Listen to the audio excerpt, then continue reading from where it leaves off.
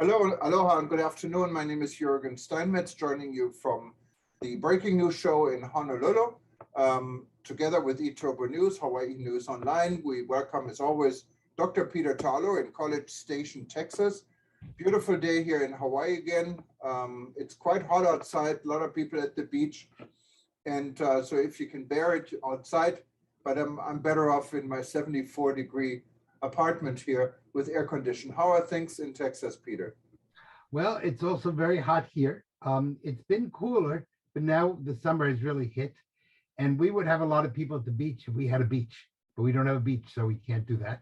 But it probably hit just about 100 degrees, which is about 38 degrees Celsius. So that's pretty warm, to say the least. Luckily, it has not been too humid, so the heat is bearable. And certainly lots of people are doing what I'm doing, which is I get up at 5 in the morning and I walk for about 2 hours between 5:30 and 7:30. So I'm in the house before it gets really terribly too hot. It is interesting you said that you keep your temperature at 74 degrees. According to the principles of the Biden administration, you're not supposed to go below 78 degrees, as you know. That's considered to be an attack on global warming. So, to all of our friends who are ecologists, please keep your temperature at least at 78 degrees. I do 78 degrees at night because I don't like to have it all that cold at night. No. But it's not what you like. It's part of global warming. You're not supposed to ever go below 78 degrees. Well, I love the 74, so let me see. I didn't say that, so just we cut that out, I guess.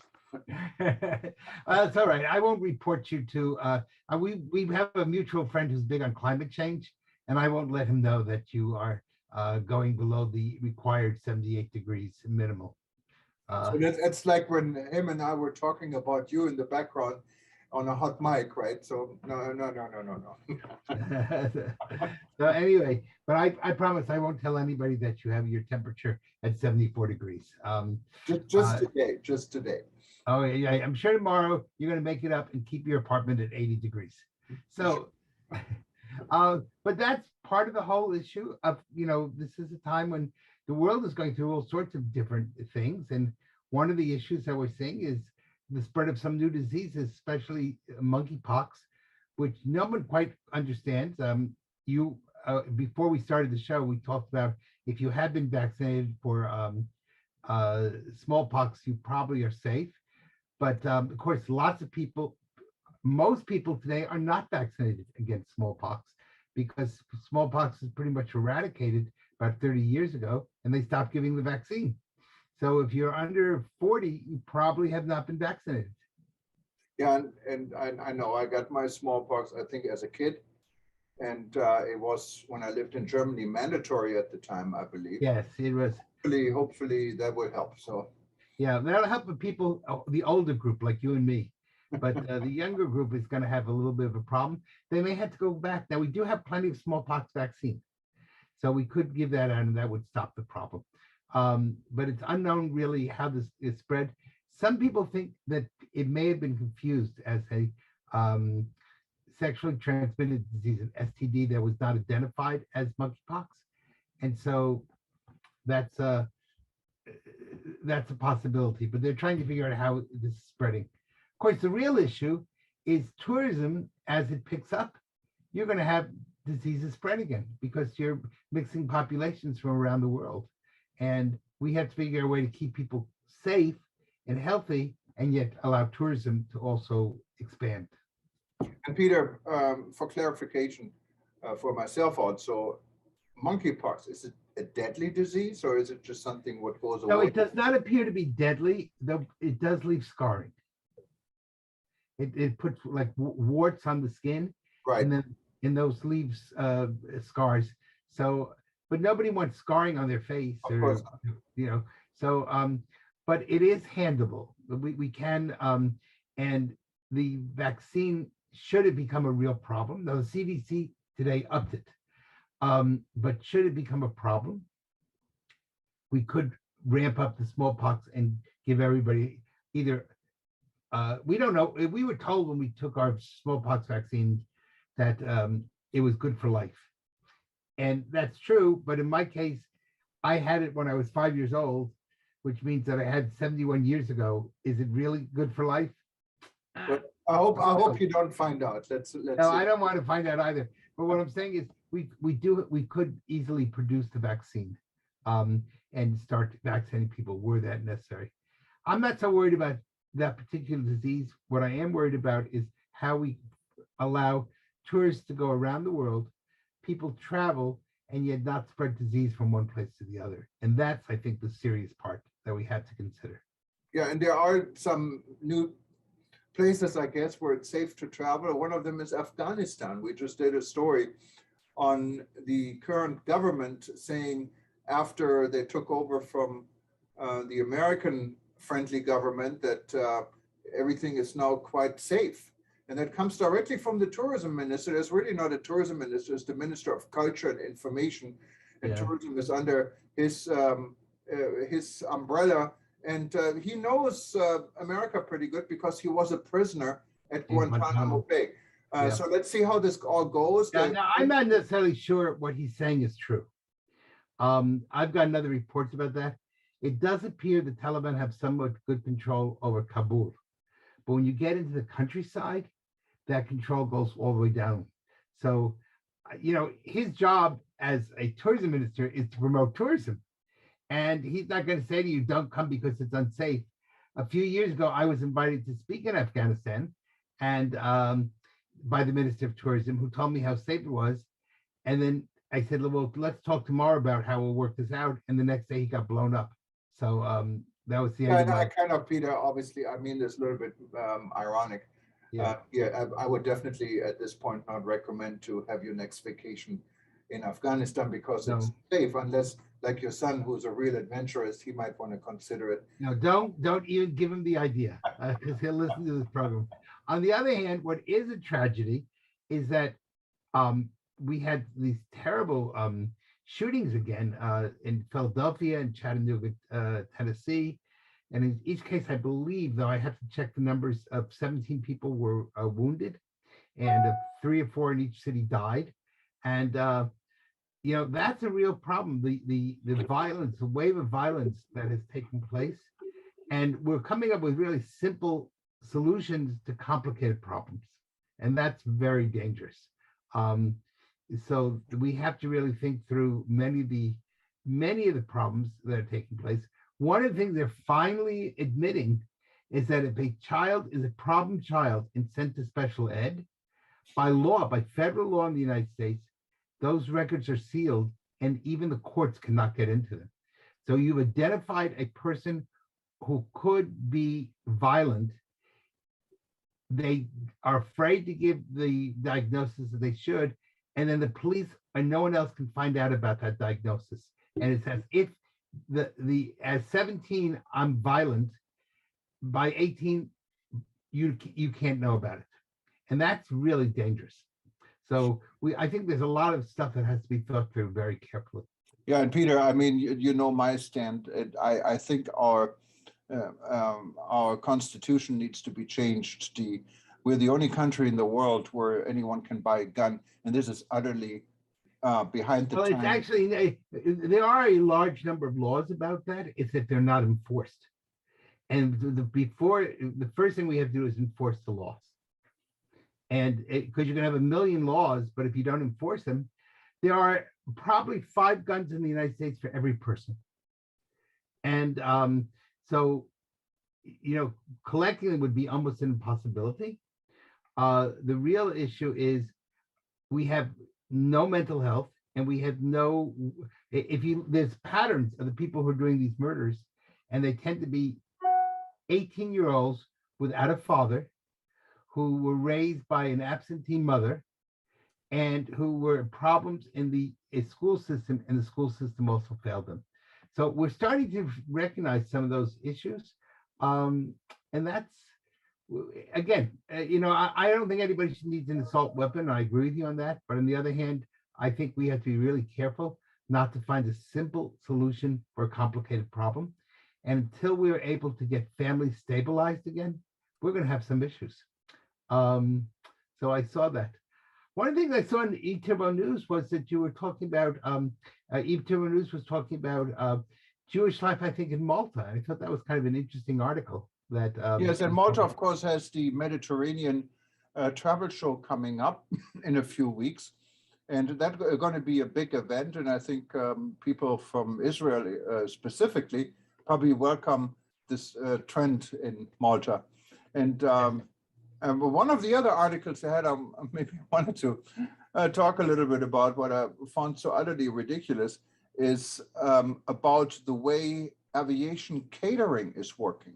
And I have a good friend who worked for the catering company in charge for Lufthansa, United, and all the Star Alliance companies in one of the major airports in Germany, giving me some of the feedback. And it's utterly ridiculous. Did you know, Peter, when you fly, for example, in this case, there are two examples, one on Lufthansa from San Francisco to Munich or to Frankfurt, you're going to be drinking German Coca-Cola. And you're going to have German beer and German water. And this water is shipped by boat from Europe to San Francisco. So recently, a few days ago, it didn't get there on time. So Lufthansa decided not to cater Coca-Cola because they had no contract of buying it in San Francisco. And that's the other way around too. So when you fly on United Airlines and from Munich to San Francisco or to Newark or wherever, you're drinking American bottled water, these cheap 10, 20 cent bottled waters, but they're shipped in by boat to Germany. So sometimes they don't get on time to Germany. So they have to take some of the really good water they have in Germany from the Swiss mountains or from the German Alps instead. And it's the same with the food. The food comes in frozen, shipped in, and the bread is frozen. While all the facilities in this case are in Munich, they have a bakery where they have really good bread and they have really good food. They're freshly made. But American carriers are not buying it because they rather have their frozen food coming in from the US on a ship. It's old by the time it gets there, so they can fly it back. So this is all, when talking about the environment, this is very hostile to the environment to have all this extra energy. And it's utterly ridiculous. There was a funny case my friend told me about ANA, that's the airline in Japan. One of the two major carriers in Japan. All Nippon Airlines. Yeah, All Nippon Airlines, part of the Star Alliance. They brought and shipped their water in from Japan. So they had Japanese water and they put it on the plane and they flew it home. But no one wanted the water anymore after they had the nuclear accident in the tsunami crisis in Japan.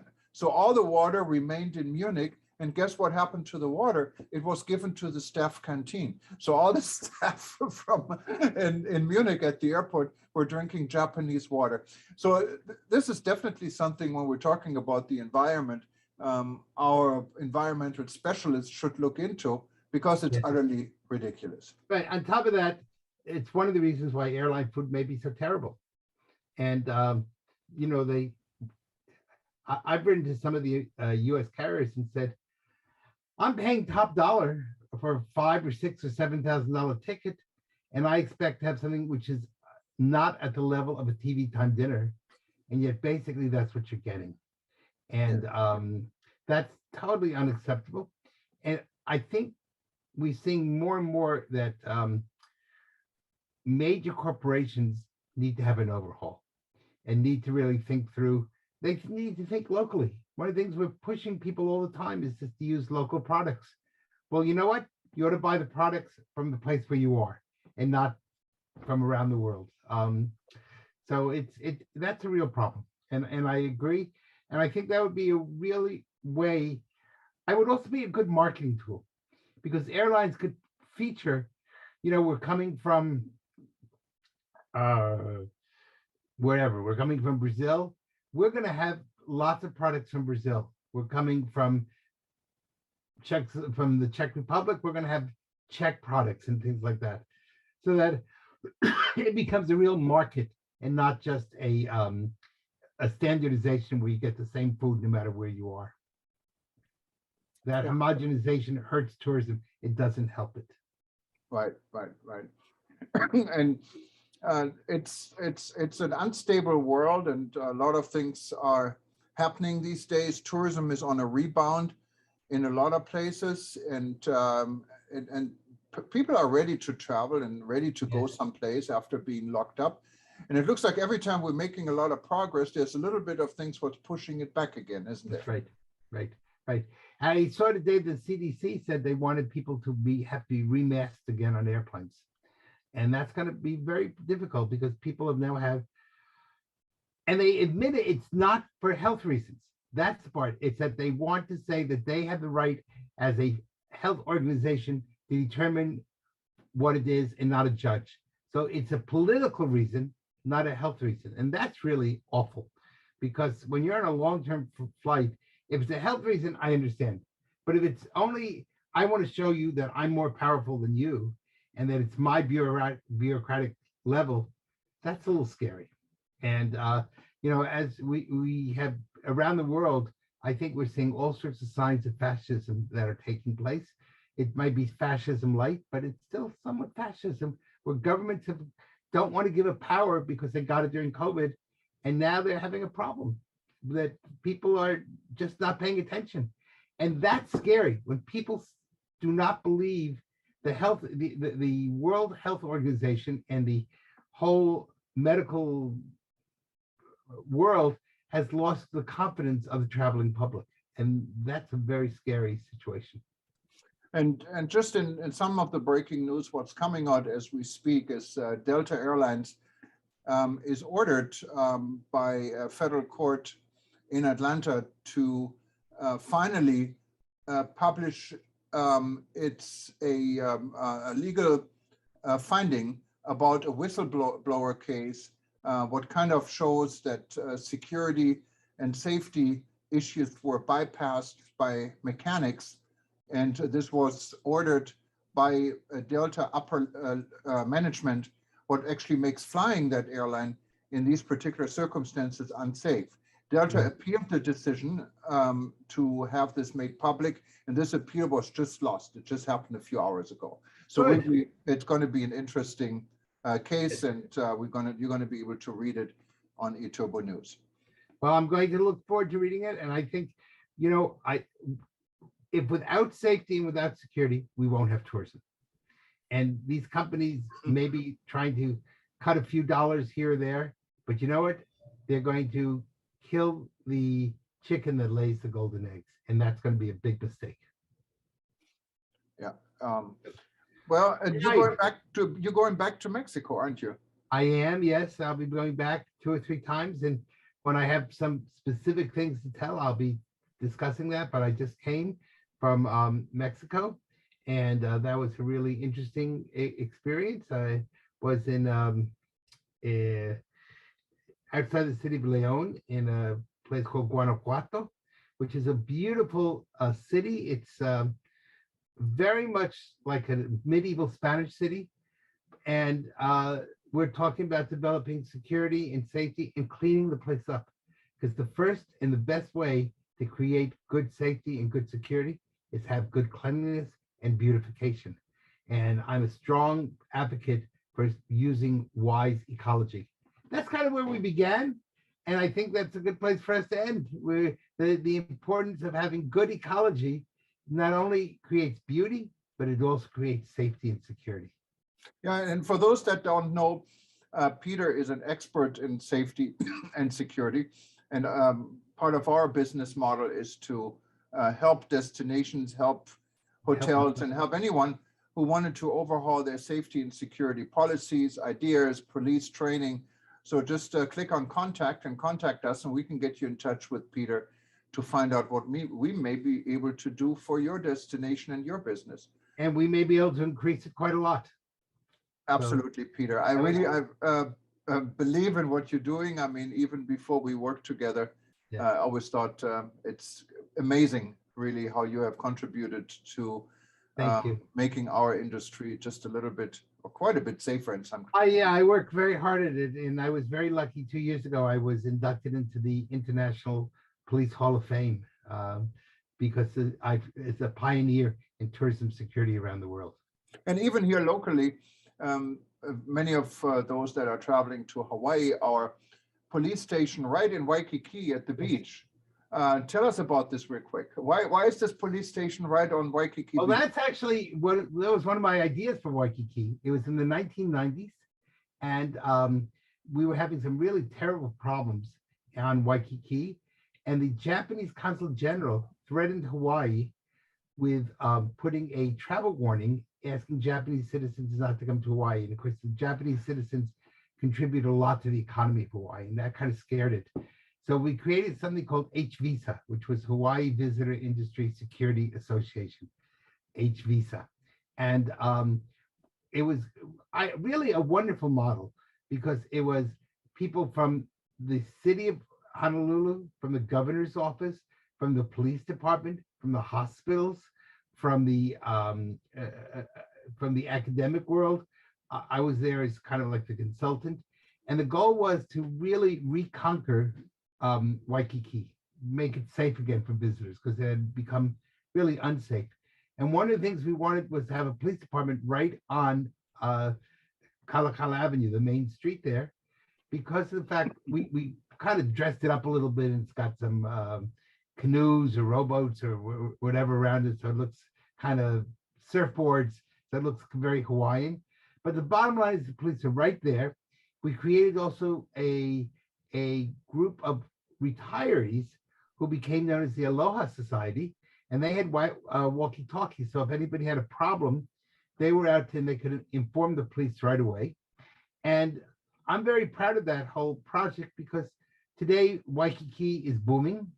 People are not afraid to be on it, but it took a lot of work in order to get from the beginning of the 1990s to, of course, we're 30 years later now, but we see the results of our labor. And the fact is that instead of Waikiki being a ghost town with nobody there, you live right in the heart of it. You know that it's really a booming place. Yeah, it's And, definitely not a ghost town. I can attest to that. yes, and that's but it was on the path to becoming a ghost town. And if we had not formed HVISA, I think you would see a very different Waikiki today. So this is really something that we should be doing around the world, taking places that are having problems and turning them from negative into positive. And that brings everybody up, brings the economy up, brings the tax system up. But you can only work if you're all working together. You can't have competition. You got to be all on the same team. No, thank you, Peter. And again, anyone interested in talking to Peter about this and your own project, just click on contact, very easy, on any of our websites, and we get you in touch. Right. Anyone else who wanted to listen to this again, we're probably going to repeat it in the next hour or two, a few times, like over the next 24 hours.